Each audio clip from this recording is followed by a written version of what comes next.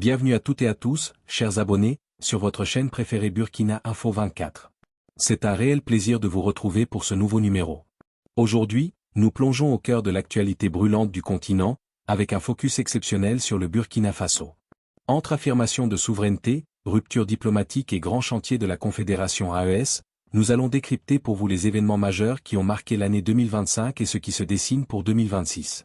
Nous parlerons de la nouvelle révolution progressiste populaire, du passage au passeport AES, et surtout de la montée en puissance du capitaine Ibrahim Traoré à la tête de la Confédération.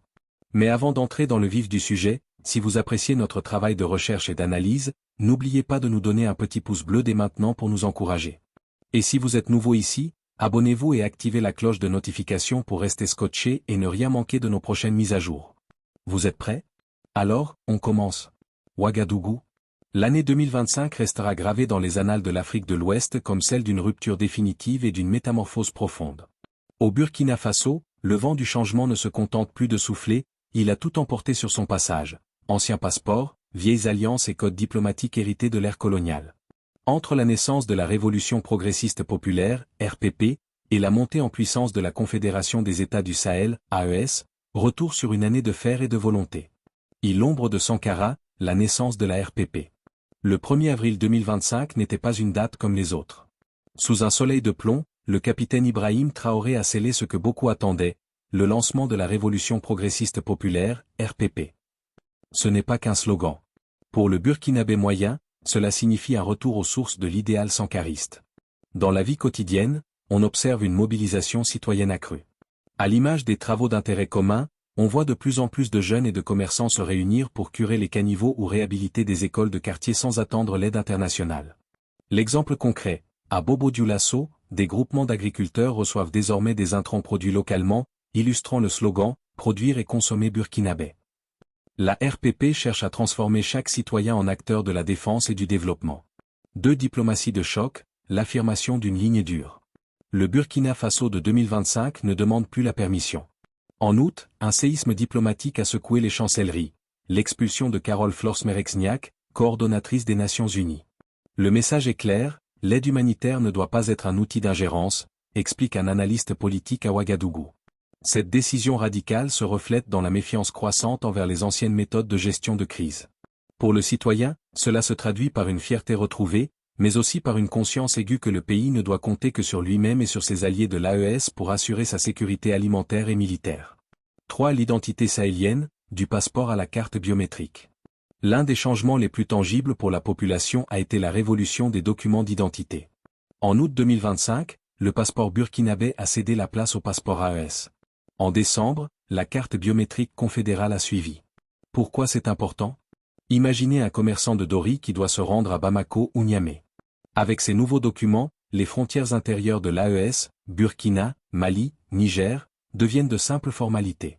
C'est la naissance d'un espace de libre circulation qui défie la CEDEAO, dont le divorce a été célébré avec faste en janvier 2025. L'impact réel, dans les gares routières de Ouagarinté, les voyageurs arborent fièrement ces documents aux couleurs de la Confédération. C'est le sentiment d'appartenir à un bloc de résistance de plus de 70 millions d'habitants. 4. Le sommet de Bamako, le bras armé économique et médiatique.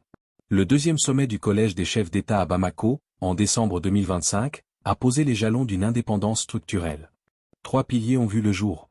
La télévision et la radio AES, pour briser le monopole des médias étrangers, souvent critiqués pour leur traitement jugé biaisé, ces canaux diffusent désormais une information sahélienne par les Sahéliens. La BCID-AES, Banque confédérale d'investissement et de développement, c'est le nerf de la guerre. Cette banque est perçue comme l'alternative au franc CFA et aux institutions financières internationales. Elle vise à financer les grands projets d'infrastructures sans conditions politiques extérieures. Le capitaine Traoré au gouvernail de la Confédération. Le point d'orgue de l'année fut la désignation du capitaine Ibrahim Traoré comme président en exercice de la Confédération AES pour l'année 2026. Pour les partisans du capitaine, c'est la reconnaissance d'un leadership jeune et déterminé. Pour l'Afrique, c'est un signal fort. Le Burkina Faso occupe désormais une place centrale dans la géopolitique régionale. 6. Entre espoir et défi, l'hiver noir et l'albinos noir. Malgré ces avancées institutionnelles, le débat public reste vif.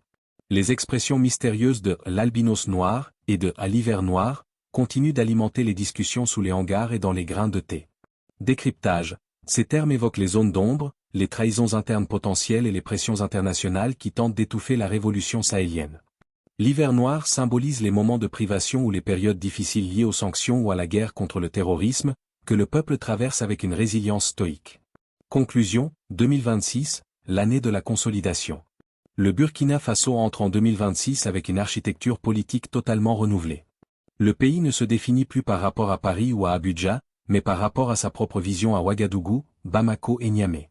Le défi reste immense, transformer cette souveraineté diplomatique en une prospérité économique partagée. La population, entre espoir et vigilance, attend que la BCIDAES et la RPP apportent des solutions concrètes au panier de la ménagère et à la sécurité des campagnes.